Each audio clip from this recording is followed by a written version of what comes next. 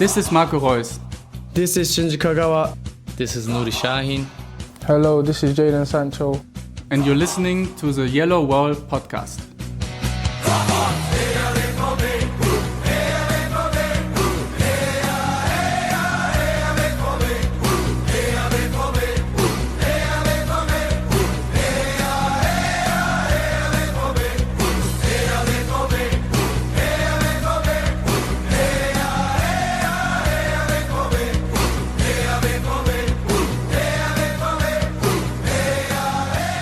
Hello and welcome to episode 319 of the Yellowwallpod. I'm your host Stefan Butzko, and today we will talk about Borussia Dortmund's 1-0 against SC Freiburg Billionaires, who have been alleged to have been conceived in the red light district. And we will preview Saturday's Topspiel against Borussia Mönchengladbach. And for all that and more joins me Matthias Zug from Germany, this time from Telchte in the Münsterland, who is with me now on his trip in Germany. Hello, Matthias. How are you doing? Hey, Stefan. I am doing well. I'm on location. We're always authentic, and that's why the audio quality probably isn't quite like it usually is, but it's great to be back. Yeah, it's great to have you on here. There are obviously a lot of things to discuss this week. Torgan Hazard for Sancho, who takes those chances so calmly, so well, so emphatically. Jadon Sancho's season gets better and better. 14 goals, 14 assists. Dortmund added another game to the now 18-game unbeaten streak against SC Freiburg, now 15 wins and 3 draws, and only 1 loss in 20 home games. I just have to add +1 to the stats that I still have from my last show notes here. Matthias, I thought this game was very exciting in the sense that Dortmund made it very exciting in the end. But 3 points are 3 points, I guess, is the major takeaway here. What are your thoughts on a game that is probably not one to remember? Well, I mean, the main thing is the match reflected the weather, or the weather reflected the match, depending on how you want to look at it. It was a horrible Westfalen rainy day this time of year, not too untypical. And it kind of played out that way. I mean, I personally was never really worried about Dortmund. You know, they got the goal, and then the match just kind of progressed. Dortmund had a few opportunities. Freiburg, I guess, kind of had a couple of opportunities, though it almost seemed like all the players out there were like, oh my God, can we just get out of this crap weather as fast as possible? So it was, it wasn't beautiful for sure. It was kind of an ugly win, but I'll be honest, sometimes you just need these kind of wins, and there were plenty of people that complained about it, but I was okay with it because you can't blow everybody away with beautiful football all the time, especially when you're dealing with those kind of weather conditions. I'm okay with it. It's not a match I'm going to remember, because when you and I were shooting messages back and forth on WhatsApp, I think I even said, I don't even remember the match that well. So I kind of had to go back and revisit it a little bit. It's 3 points. That's all that matters. When you think about some of the other stuff that happened that day, I think the match being uneventful might actually be a good thing. Yeah, I mean, there were a couple of hairy situations for Dortmund, and I felt, there were moments reminiscent of the times when Dortmund would throw away their 1-0 lead or their 1-goal lead, where they just ceded possession and got very defensive, and it's never a good thing to see Dortmund play like that, but they got out of it unscathed. I think the biggest scare was when Lukas Piszczek had to clear that one ball off the line when he made a positional error at first. But that's about it. I think Niels Petersen was the one who could not really place that header in a way to score. Otherwise, Freiburg had a lot of promising attacks that yielded in relative little danger for Dortmund and for Bürki's goal. So I think Jonathan Schmid had a shot that could have curled in, but in the end was wide. And that's pretty much about it that I really, remember. Freiburg had 13 attempts to Dortmund's 16, 11-8 from open attempts, and there were a couple of set pieces that could have been dangerous but weren't. What I really observed, and maybe not the biggest positive, I must be frank, is the reintroduction of Julian Brandt. He played ahead of Emre Can and Axel Witsel, then in this three-man attack next to Jadon Sancho and Hazard, because Erling Haaland, I think he had a stomach bug midweek, so it was good that he didn't start. But I could feel that the defensive intensity dropped with Brandt back on the field, and I honestly have to say, on the one hand, I can also see that this team is a little fatigued by now, and I'm a bit worried about the week that's coming up, because it's a very big week. But it's interesting to see, despite all the praise that we've heaped on Julian Brandt, that after very solid defensive performances, that if you add him, you can see in certain situations with just his lack of adding pressure and just this, casual jogging around and not closing down spaces, sometimes opened up the situation for Freiburg where other times opponents wouldn't have had it this easy to play through a certain space on Dortmund's own right side. So that's maybe the only negative point for me in this game. But otherwise, it was, the entire team wasn't on the same level as they were in other games. But I would say that's okay. We are seeing Bayern going from strength to strength. But that being said, they also had this very shaky 3-2 win against Paderborn, and they were nearly eliminated from the German Cup against Hoffenheim in the last minutes. So it's only natural and happens to the best teams.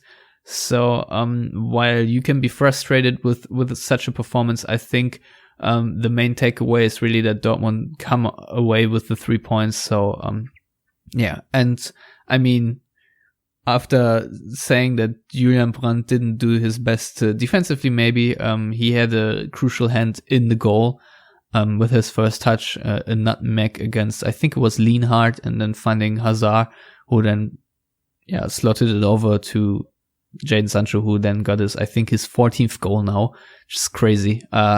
So I think we can all be happy with it. Emre Can finally got booked, and that's pretty much it from the football that happened, right? Yeah, it was just kind of one of those days, and given the other things that transpired off the pitch, and I think that's the natural thing to start talking about. The match got stopped, and I didn't know what was happening. I didn't catch it. I wasn't really listening to the German reporter that much, and then I saw the referee talk to Emre Can, and then I kind of realized, this somehow has to do with Hopp and Hoffenheim and the collective, call it penalty or sanctions against all Dortmund fans by the DFB when it comes to Dortmund playing away in Hoffenheim. For those of you that don't know, for the next 2 seasons, not a single Dortmund fan is theoretically allowed in the stadium. Obviously, you can still get in if you're a Dortmund fan. But you won't be in that away section, will be completely open. And not just in Dortmund, but all across the Bundesliga, the Zweite Liga, the Dritte Liga, even at Preußen Münster, Saarbrücken in the DFB-Pokal. There were protests, there were banners saying that these kind of collective punishments are not right, they're not fair. Now, obviously, there were issues here. There were issues specifically also at Borussia Mönchengladbach previously, and then Bayern München at the match with their ultra group, the Schickeria, and that showed Dietmar Hopp as in the crosshairs, like you're looking at him through a rifle scope, and then calling him a Hurensohn, which is basically a son of a bitch. And that led to, in Dortmund, it just led to a pause.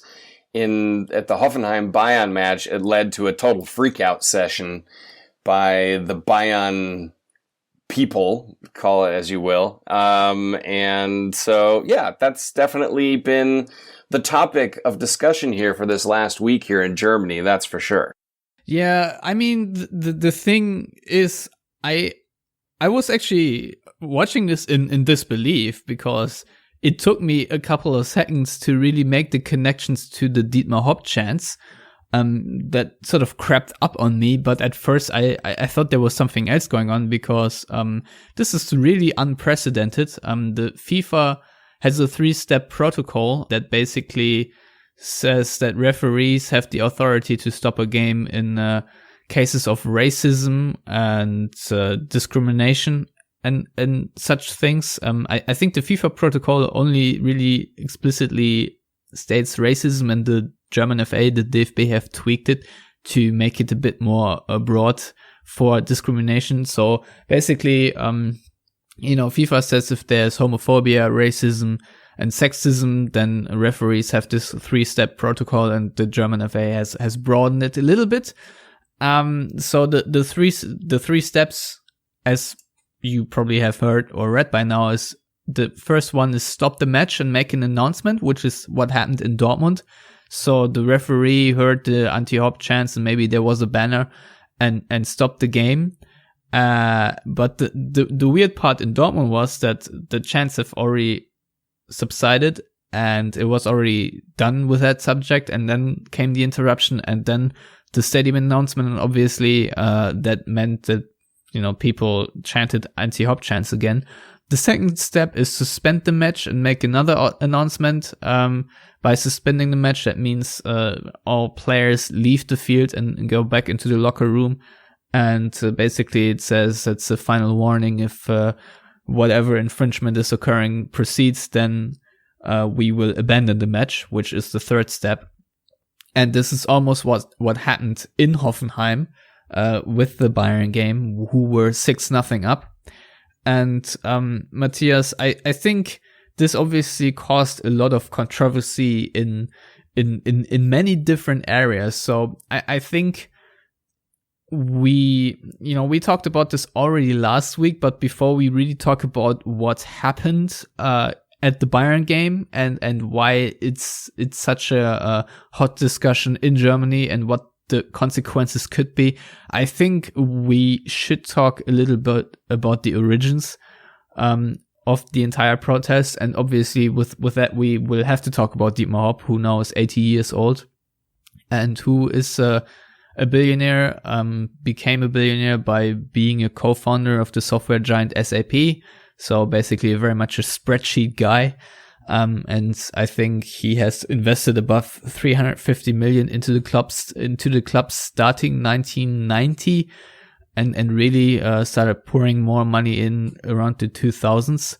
And this is sort of when he lifted Hoffenheim, which was a Kreisliga team. So basically the lowest amateur division you can have in some godforsaken village, into the Bundesliga starting 2000, and they got promoted in 2008 with a visitor average of 6,000 fans in their home stadium. Back then it was still the Dietmar Hopp Stadium, because the SAP Arena, or whatever it's called now, that you see where Hoffenheim are hosting the games, that only got opened up in 2009 because the club raced through the ranks of the Bundesliga or the German divisions quicker than they could build a new stadium. And so this is, I guess, the main gripe. This is someone who basically violated the spirit of the 50+1 rule by just pouring money into a club and then trying to take full command over it. And this is what Dortmund fans, at the core of it, protest. It's very much against the idea of their idea and philosophy of football culture and what they are out there to protect. And obviously that's not just Dortmund ultras, it's basically the entire Bundesliga in solidarity. But Dortmund fans were always one of the sections who riled against Dietmar Hopp the hardest and had a personal spat. And I think this is a good time to mention that in 2011 they sort of installed what we call it, a sonic gun, like a siren, in front of the Dortmund away section to basically drown out the chants emit a high-pitched noise, which I don't think I've heard on TV in that game, but obviously someone went to the police reporting tinnitus or tinnitus, or I don't know how it's pronounced. So that was pretty bad, and in the end it was said, oh, that was just the janitor or whoever working on his own behalf. Which I still find very hard to believe. It's not a very unilateral relationship in the sense that only Dortmund fans are there insulting Dietmar Hopp, but there have been obviously already actions taken against him, by him against Dortmund fans. And he also has, I think, sought out to punish Dortmund fans individually. I think there are 30 or 60 people he found and fined, and basically used police resources to identify people. There are high resolution cameras installed and microphones that sort of help people to go through all that video footage and basically, listen to the chants and read the lips to see who's defaming him. So, I will just say a lot of police resources who probably have a lot of other better stuff to do in Mannheim have already been, spent in his sake and for his sake, because he, cannot take it when people call him a Hurensohn, which apparently is a trigger word for him, and which is why he's being called that repeatedly. If he had shown a different reaction, people might have refrained or found something else. And the Crosshairs banner, I think, is a reference to an Arnold Schwarzenegger film. Usually the original banner also read Hasta la Vista. So, there is some context to it. It's not necessarily trying to kill him or whatever, but, it's a very difficult subject. Matthias, obviously, I think since 2015, he has the full control over Hoffenheim, if I'm not mistaken. You might be a bit better on that subject. That's correct. But, basically the rule is, or the exception to the rule is, if you are, a supporter or a patron of a team for more than 20 years, the German FA will make an exception to the 50+1 rule for you. The 50+1 rule has several exceptions in the Bundesliga. It's with Wolfsburg because they are owned by Volkswagen. It's a Werks team, just like Leverkusen. Then RB Leipzig obviously also got around that rule.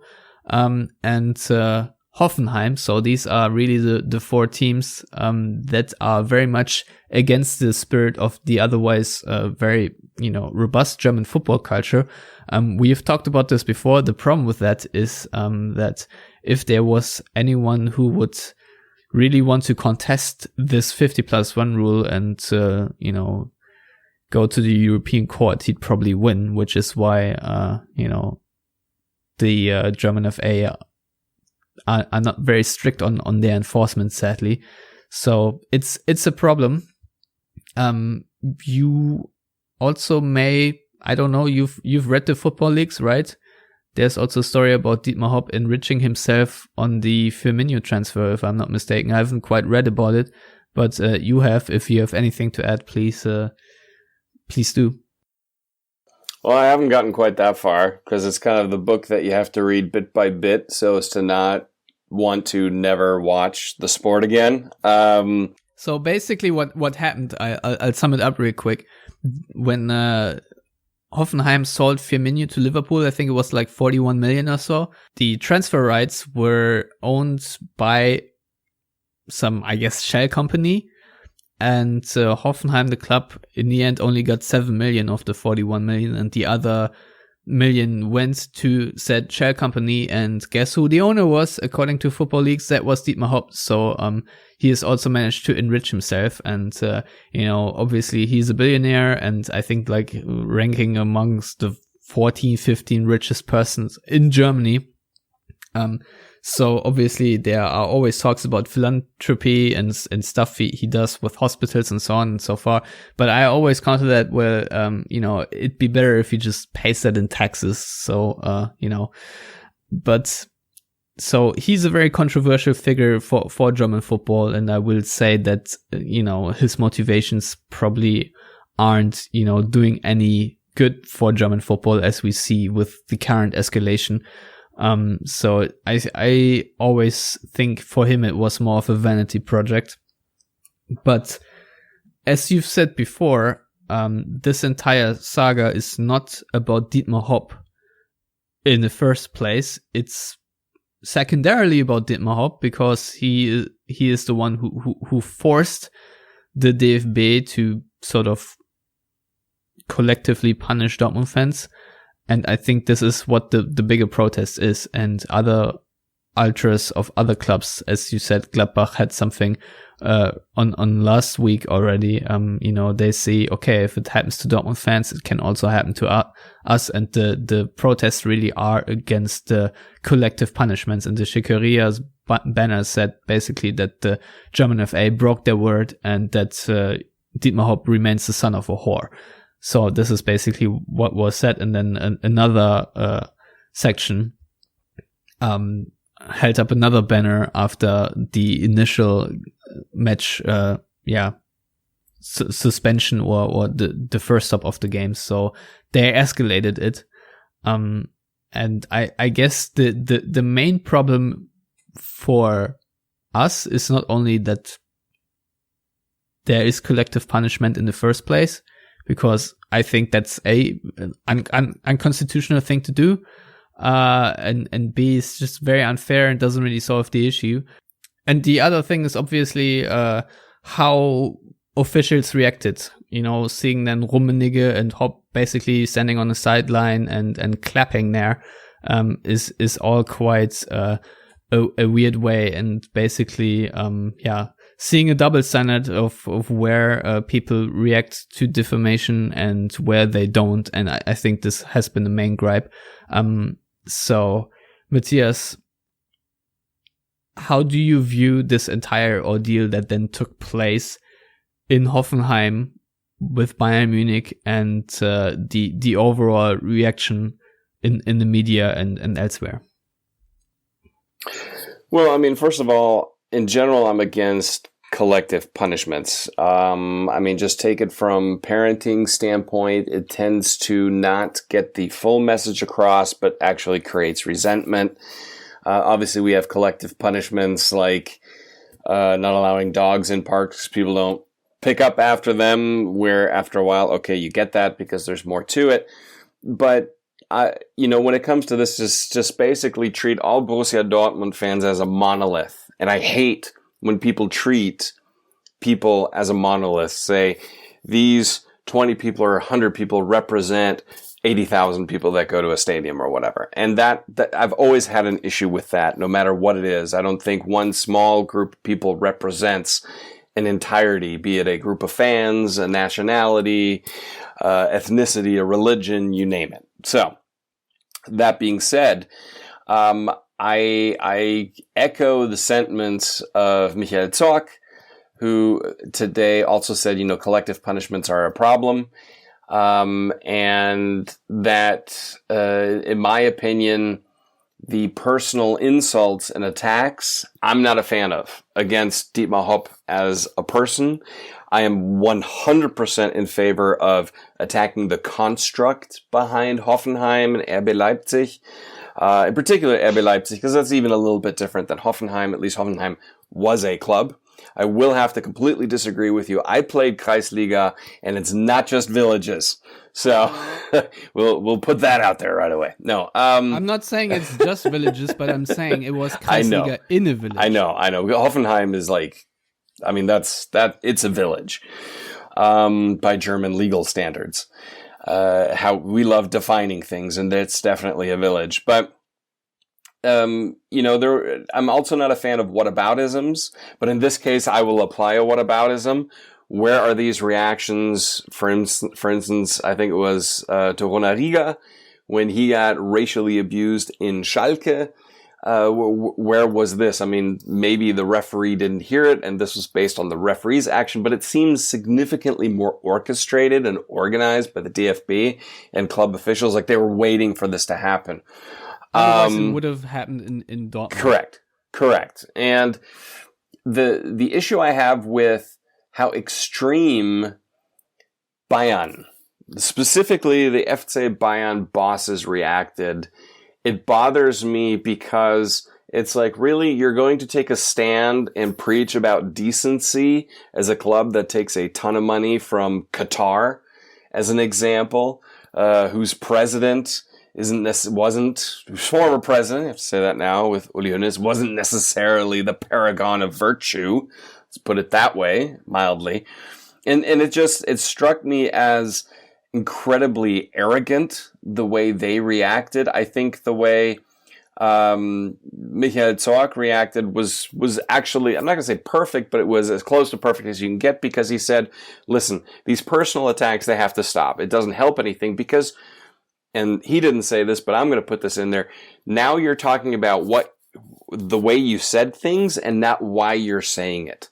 And you lose the argument that way. And that's something I even tell my kids. If you're screaming at someone, they're not going to hear what you're screaming about. They're only going to hear you screaming. And they're going to go into defensive mode. So that was part of the issue. And some people said, well, maybe you have to act that way so people take notice and talk about the subject matter. But having followed it this week in Germany, they are not talking about the subject matter. They're purely talking about the screaming. But Michael Zorc also said you can't compare this, because it was said, well, this is like the high point of hate and discrimination and hetze, going against and attacking people in our society. You say, wait a minute, this isn't comparable to homophobia or racism or anti-Semitism. You know, this is completely different, and you have to look at it completely different from that. You can't say this is a societal issue comparable to racism or homophobia. It is not. It just isn't. Plus, he also said we can't forget that without the ultras, German football would not be as special as it is these days. And also because of the ultras, specifically in Germany, and specifically in Dortmund. Remember, I was on the South Stand in the 90s. The ultras helped rid the South Stand of right-wing neo-Nazis. And he even said, basically getting rid of the brown out of the stands is a reference to neo-Nazis. And he specifically mentioned that. And I think that's absolutely fantastic. And his reaction was the perfect reaction versus, say, what the Bayern officials or some other people said and did, who completely backstabbed their most loyal fan base, or the ones that do the most for the club in that sense. And I'm not saying I'm not an ultra. I don't think an ultra is more loyal than I am. They may be occasionally more passionate, or they do more about it than I do for a few reasons. But the way Michael Zorc reacted and what he says, I completely, wholeheartedly, 100% agree with everything he said. Yeah, I will say a couple of things about the entire thing. And first of all, I observed how a lot of people reacted to this on Twitter, especially women. And I will say this. I hated that this particular incident was sort of the tipping point for the DFB to implement their 3-step protocol. Because it sends a horrible, horrible message that this, rich white billionaire can complain a little bit, and all the levels are pulled to protect his ego. If we look at it as an isolated incident, I will applaud it. I would say it is great that humans stood up. Doesn't matter, whether you're rich or poor. I think these insults are wrong in a society. They are simply wrong. You can't just defame people, and standing up for someone in that sort of way is honorable and something I would usually applaud. Again, in an isolated incident, I think this would have been great, and how humans behave in the best of times. However, you cannot see this as an isolated incident with decades and decades of homophobia, of sexism, of racism. As you mentioned, there are Nazis trying to use the football for their own purposes.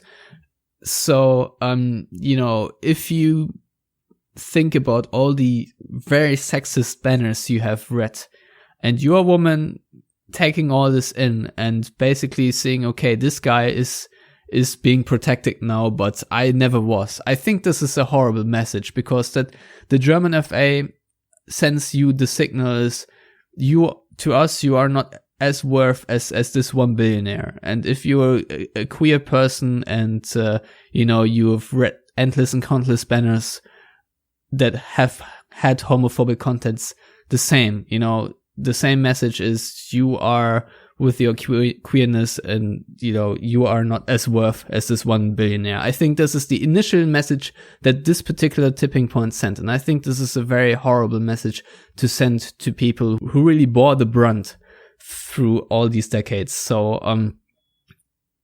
this is the first thing. And I think the second point really is, the indifference in the media coverage we've seen from the Aktuelle Sportstudie in Germany and in general, toward the ultras and the Schickeria. And in that particular vein, I will just say that we all would not know who Kurt Landauer was, that he was a Jew and that he was persecuted by the Nazis.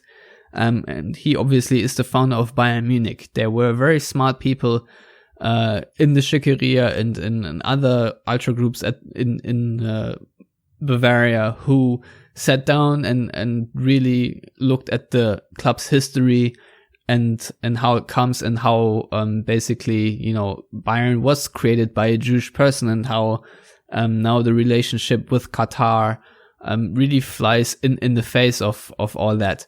So just Karl-Heinz Rummenigge being out there and basically saying all these people will have their season tickets revoked, and we will have a hate commission now where we will try to cleanse the stands or whatever of these hateful people.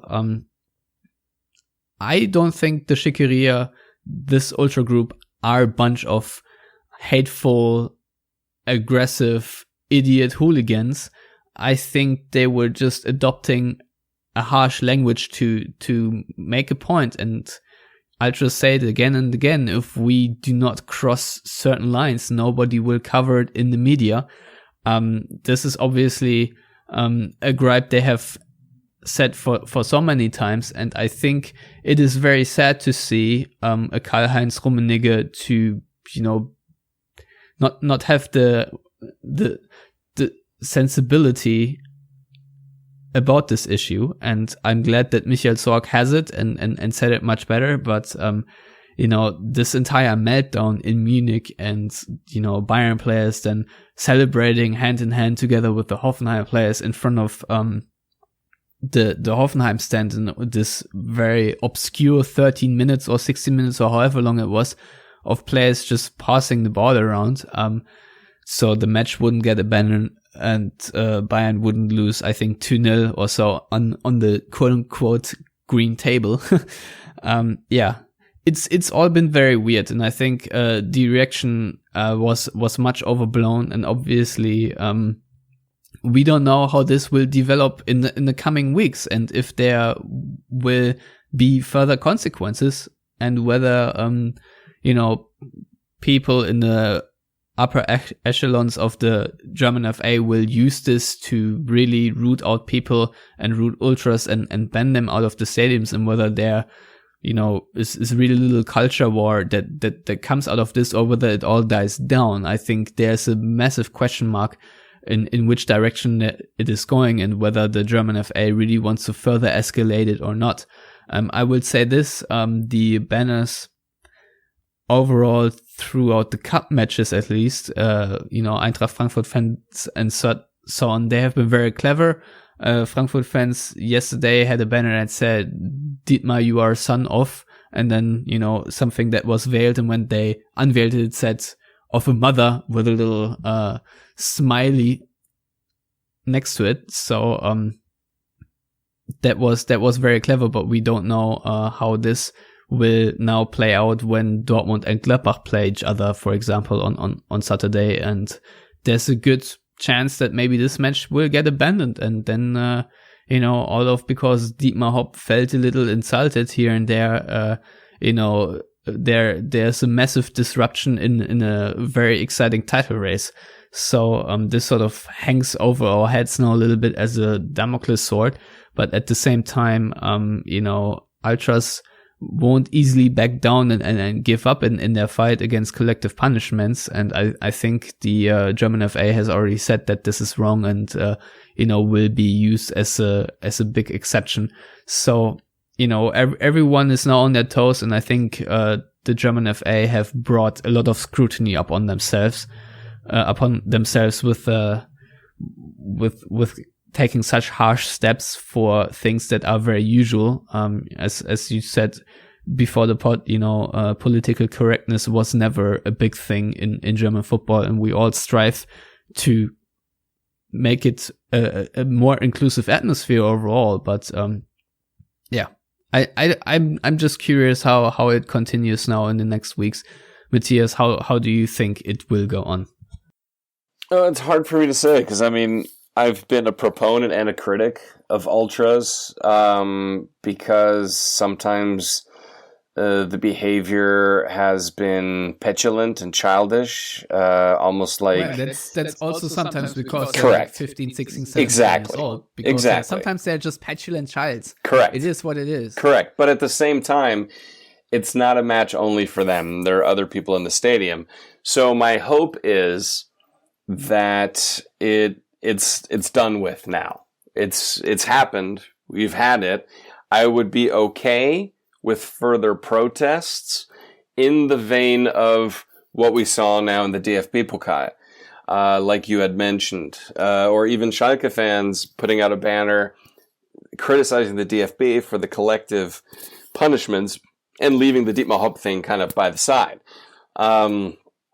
Knowing that they don't necessarily have a huge moral leg to stand on, but still, that I would like to see, versus the other thing, because then if the ref or the DFB decide to then crack down on that, then we have a completely different discussion as far as how much of an open and free democratic society we are at that point. Now, I know a stadium is not open public ground, it's private property, so you get into a little bit of an odd debate there when it comes to where things stand in terms of legalities. But that being said, that's what I would like. So if it were up to me, if I could be the president of the Ultras, which I will never be because I'm like twice anybody's age, it would be great to be like, let's do another protest, but this time let's not go there, but instead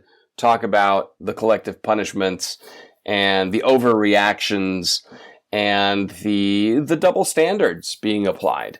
But then leave the, calling someone an SOB or using crosshairs, because I know they didn't technically mean directly to go shoot him, but it could lead to some crazy person going that way. So I would just as soon not do that and then focus on the actual issues at hand.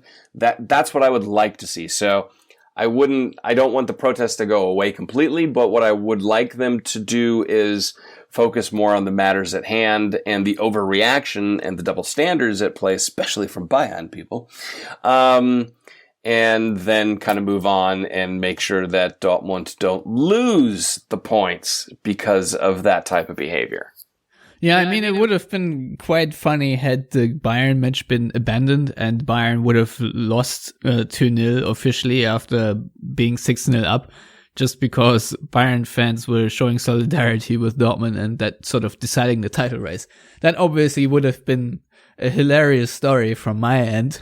But no, in all seriousness, and something we have not mentioned yet, but there was one further development which I think we should at least mention here, that people know that it's happened. And the police in Mannheim, which is the greater Hoffenheim-Sinsheim area, they have started a task force, Ermittlungsgruppe Kurve, so basically the task force stand or whatever, and they want to go after people individually that are in fan sections and look for defaming things and whatever, and I don't know, then ban them for the stadium, or I don't know, file criminal charges. I don't know what the end goal is, but I think, as I said before, this is maybe a bit of waste of police resources, and also a bit of an overreaction. So yeah, I don't know how you feel about this. I was on the Call of Sight podcast run by ESPN earlier to talk about this, and they immediately jumped to the First Amendment. You know, if you defame someone, you know, should the police then prosecute people? Obviously, the laws in Germany are a little bit different, but still, you know, it makes me feel very uneasy. Let's put it this way. So I want to hear your thoughts on this commission, or whatever it's called. Well, I mean, nowadays we have commissions for everything to talk about everything. I think it's also a little bit of an overreaction. But I do remember going through driving school here in Germany and being told how expensive it is to flip someone off. And 18-year-old me went, really? I can get ticketed and pay a fine for flipping someone the bird? And yes, that is the way it is in Germany. I'll be honest, I'm not quite sure what the law is in the United States. In New York City, there would be a lot. In Philadelphia, man, people would be getting ticketed left, right, and center for flipping the bird. Right, they're literally referred to the birds. Exactly. So it just, I've never quite understood it.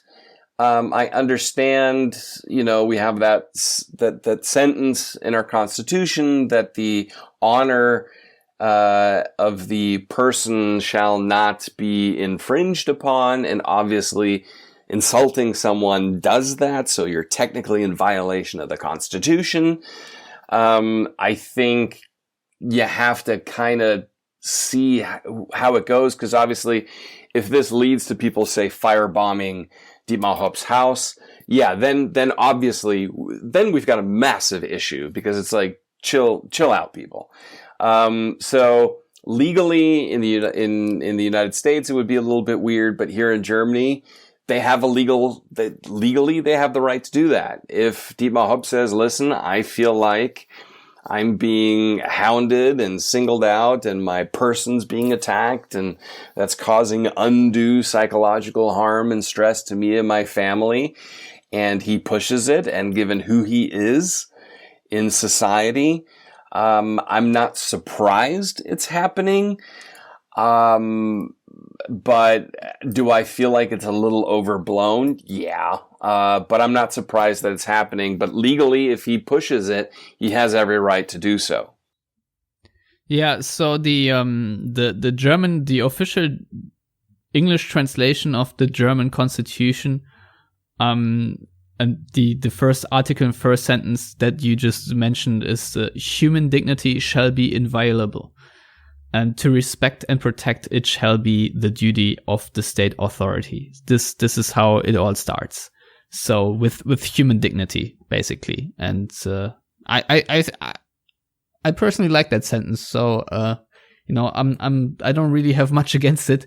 And I will say this: Dietmar Hopp obviously has every right, if he feels insulted and his character and his dignity violated, then yeah, I think he has a right to act upon it. I don't want to, you know, withhold that right from him. I'm just saying it's all a bit overreactionary here and there, and I think the double standard needs to be pointed out.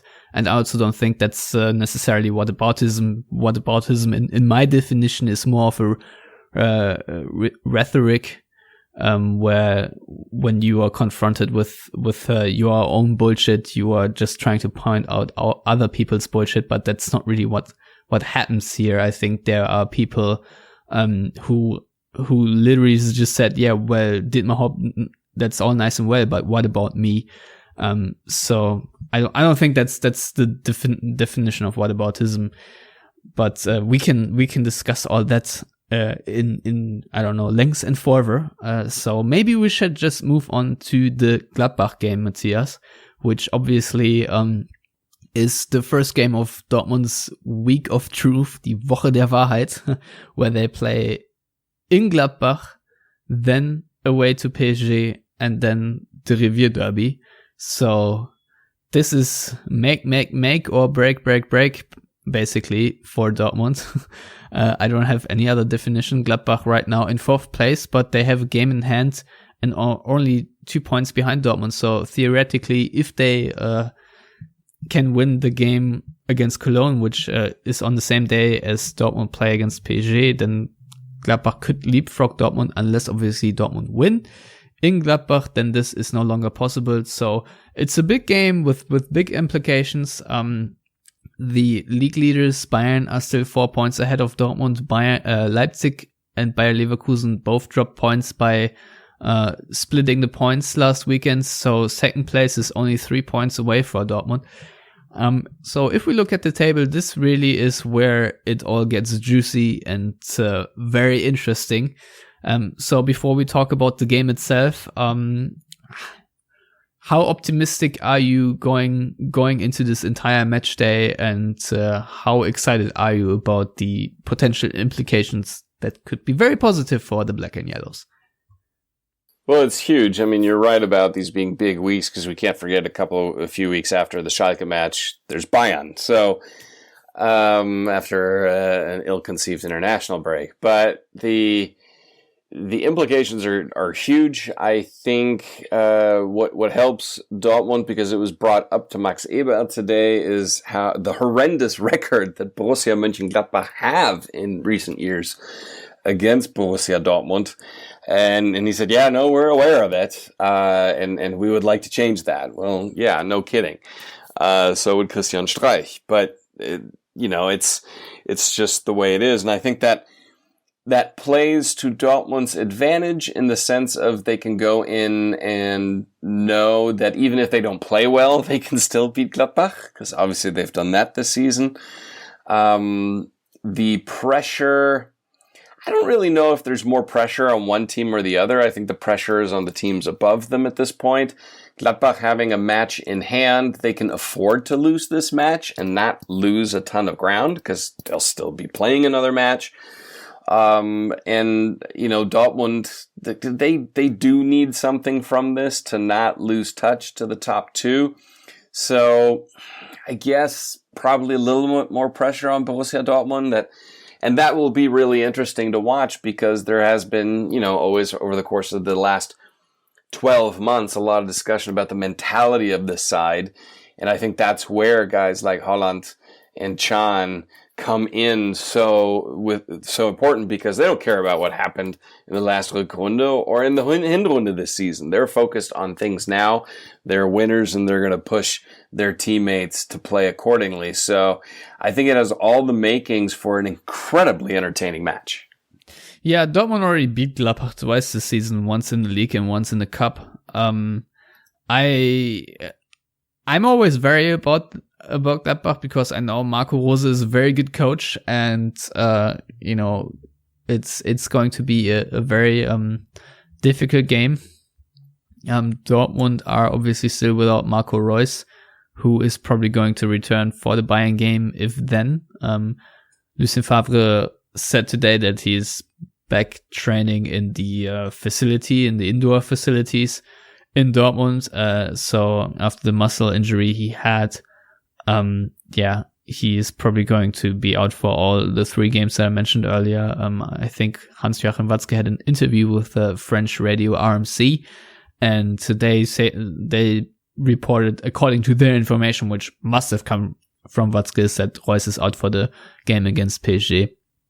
So I think that's quite reliable, and looking at how it's going now, obviously, we can't have Marco Reus for these very vital games, which is really a shame, because his leadership would be needed, but also just having another star player and more rotation, because you can see obviously the fatigue of other players playing a role, and especially in these weeks, you have to rotate. And this, to me, is really the big question, Matthias, because I just said you have to rotate, but if I look at all 3 games, I really struggle to see when, because you want to play your best team against Gladbach, and you just had a whole week off. So why would you rotate then? Then again, you want your best team in Paris, and you most certainly want your best team against Schalke. So I feel like the rotation will probably be dictated by the additional injuries that we can foresee for now. So what do you think Lucien Favre will do? Well, I expect Holland to play again up top, because why wouldn't you? This is such an important match. With Paris coming up, and given that Paris are going to be missing some key players, I wonder if that will play into his thinking at all as far as who plays Witsel, Can, Brandt, where that combo sits. I wouldn't be surprised if we see Witsel and Brandt against Gladbach, and then Witsel and Can against Paris. It wouldn't shock me if we see that, and then Witsel and Can again against Schalke, just because I expect the Schalke match to be very combative, given what I just saw Schalke try to do to Bayern. So very, very physical. So that's where I could see some rotation happening, but I mean, Lucien Favre doesn't even rotate within 90 minutes sometimes, i.e. using his subs. So I wouldn't be surprised if we see the exact same team play, but I do expect Holland to play. So as such, it depends on how they mix and match in behind him. Are you going to have Sancho in there and Brandt, or Sancho and Hazard, and then Brandt in the double pivot with Witsel? That's going to be kind of the interesting thing to see. I think other than that, wingbacks, defenders, goalkeeper, those will all stay. So that's really where I see the most likely scenario for a little bit of a mini rotation. But overall, I would say 80-90% of the squad, we're going to see the exact same guys in the next 3 matches, barring, of course, as you mentioned, any unforeseen injuries. Yeah, here's the thing. So I would really like to see Axel Witsel to get a break.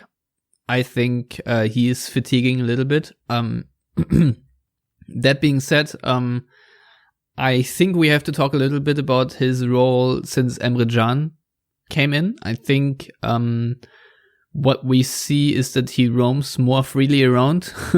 So basically like an uncaged chicken, he now, pops up further up the field more often, because he can rely on Can to play more of a holding midfielder. I really like this interaction, because it highlights Witzel's strengths that he has, but sometimes when he gets fatigued, he's doing that, but with not the same effect, because he's just a little bit too late here and there. I don't know if that's his body fatigue or mental fatigue. I can't really tell, but it's just visible in some games here and there. So I am very intrigued in how Favre wants to solve it. The evidence of the last season and this season so far suggests that he just doesn't solve it, and Witsel just has to play and play and play. So yeah, I don't know. Maybe play Dahoud here and there, but the problem is Dom will go up against a double pivot of Zakaria and Neuhaus, which I think is underrated and very, very strong. Gladbach have now gotten Laschinel back, who plays for them as sort of a, I wouldn't say number 10, but behind the striker, who right now is Alessandro Plea, and who is really, really good in doing his part with holder play. And I think Gladbach have scored many of the best team goals overall this season of teams, just because of their fluidity and their combination play, which obviously includes Julian Hofmann. So, excuse me. So there are a lot of strengths that Dortmund will have to counter of Gladbach, and I'm very intrigued to see how they will do this. Because Gladbach are very smart in their ball retention. So this entire spiel where Dortmund just drop off and sit back and hope that Gladbach don't have any ideas, I think is very ill-advised. So Dortmund will have to be very proactive, which so far they have struggled with on the road. I think it worked out well against Werder Bremen when they sat back, because Bremen is a team right now without any creativity up front and no idea how to score if they can't score on a break really, or win the ball up high. But if Dortmund play like that in the Borussia Park, I feel it's not going to work out very well, and this is where I really see the danger. So yeah, I'm intrigued to see how proactive Dortmund will be, and I think we can also use this very much as a test for the game against Paris, to just see in what sort of mindset Dortmund are and how they approach these particular games, because they are two high profile games on the road where they will have to play in a particular way. So yeah, very, very intrigued about this, and how Dortmund try to use the strengths they have of Guerrero and Hakimi, especially against Leiner and Wendt, and obviously for some surplus in midfield, because we've seen it more and more aggressively, I think, with every game, how Rafael Guerrero cuts and dribbles to the inside when he's still around the halfway line. So that has obviously helped Dortmund. And I wonder how effective this will be against Gladbach, because I have a hunch it could very well make all the difference in such a game.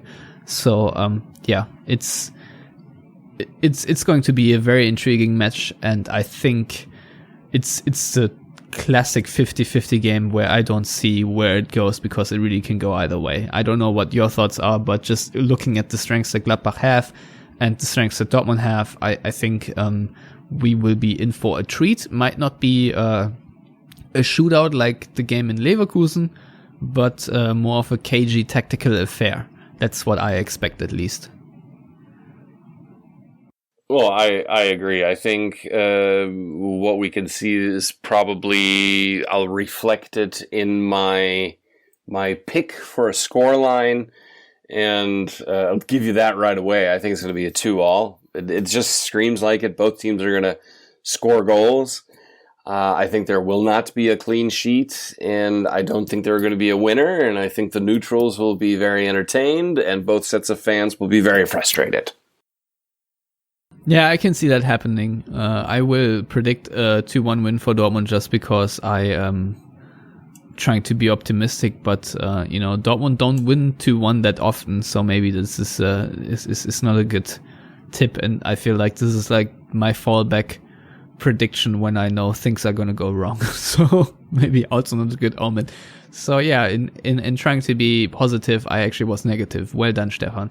But yeah, I mean, it's going to be a real test for Dortmund, and obviously it will determine a lot how they go into the Champions League with what sort of mindset.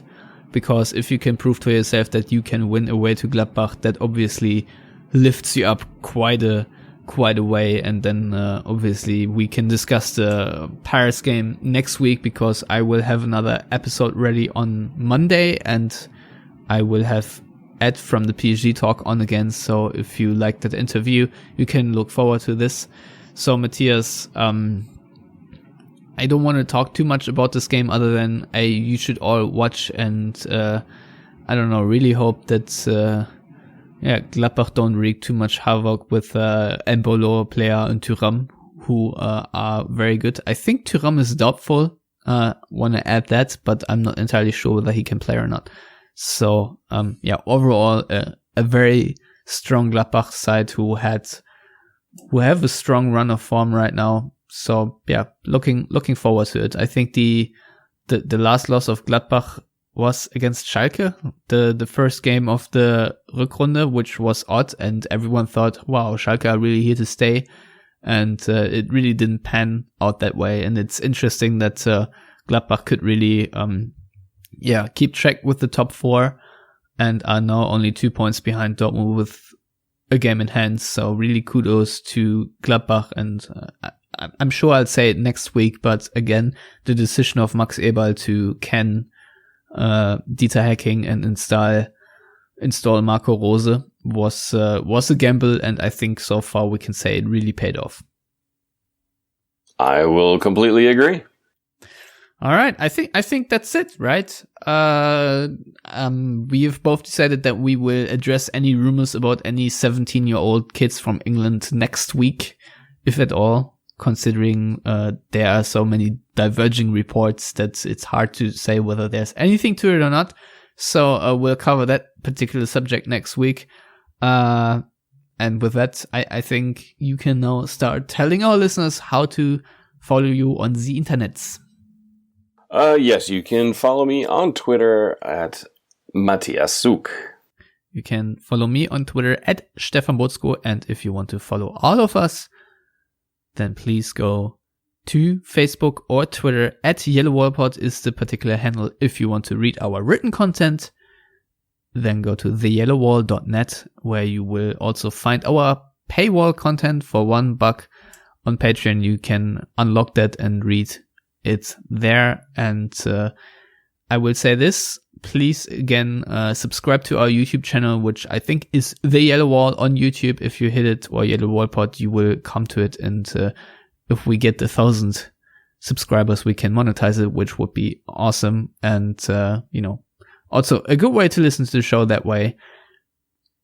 So please do that. Otherwise, you will find us also on iTunes, Stitcher, SoundCloud, Spotify, etc.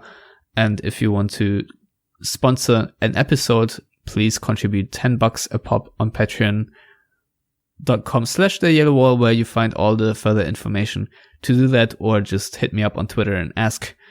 So that's it for this week until Monday and then Thursday, because we will have 2 shows next week because of the Champions League game, which I'm looking forward to now. I hope I'm still looking forward to it by Thursday. So with that all in mind, as always, everyone out there, thank you for listening. Stay safe and goodbye.